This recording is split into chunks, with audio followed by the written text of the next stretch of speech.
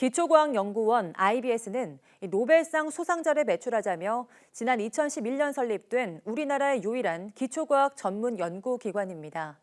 YTN사이언스는 최근 IBS 연구실에 CCTV가 설치돼 직원을 감시하고 또 여성 연구원의 성적 수치심을 유발했다는 기사를 보도했었는데요. 이번엔 또 다른 IBS 연구단에서 외국인 연구원이 한국인 여자 연수학생을 성희롱한 사실이 취재 결과 확인됐습니다. 그런데 이번에도 윗선에서 성희롱 사건을 무마하려 했다는 의혹이 일고 있습니다. 이성규 기자입니다. 내 가슴 만져봐. 네 가슴 만져도 돼? 얼굴을 화끈거리게 하는 발언의 주인공은 IBS 기초과학연구원 소속 외국인 연구원입니다. 그는 자신의 가슴 근육을 자랑하며 대학원 연수학생 A양에게 만져볼 것을 강요한 뒤 A양의 가슴을 만져도 되는지 물어봤습니다.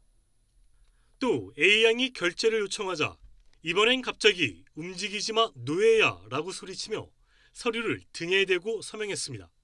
그때는 정말 수치스러웠죠. 그때는 이제 약간 제 몸에 이제 뭔가 이렇게 닿는 것 자체가 약간 기분도 나빴고 좀 수치스럽고 저 진짜 더 모르고 슬레이브라고 했으니까 진짜 저를 약간 노예로 생각하는 것 같고. IBS는 성희롱이 발생하면 성희롱 구충 상담원에게 신고한 뒤 조사하게 돼 있습니다. 그런데 어찌된 일인지 규정에도 없는 내부조사위원회가 열렸습니다. 여기에서 외국인 연구단장이 성희롱을 부인하는 듯한 태도를 보였다는 게 A양의 주장입니다. 그 외국인이 저한테 키스를 했니? 하고 물어보고 아니면 손을 잡았니? 뭐 이런 식으로 물어보면서 제가 그런 건 아니다. 그러면 그게 성희롱 아니라고 그러면서 저한테 너 무고죄가 뭔지 아냐고.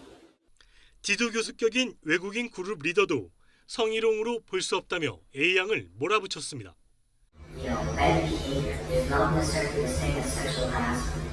It's not?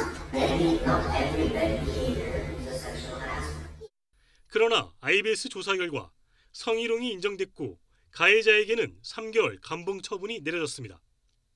연구단이 본 조사에 앞서 내부조사위원회를 열어 성희롱 사건을 무마하려 했다는 합리적 의심이 가능한 대목입니다.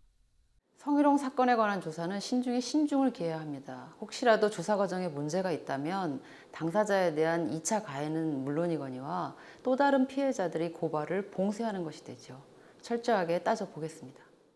이에 대해 연구단은 연구단 차원에서 피해자에게 고통을 줄 수 있는 발언을 한 적이 없고 성희롱 사건이 아니라는 취지의 언급을 한 사실도 없다고 해명했습니다. 성희롱 사건에 대한 무마 시도와 솜방망이 처벌이 잇따르면서 IBS의 부끄러운 민낯이 적나라하게 드러나고 있습니다. YTN 사이언스 이성규입니다.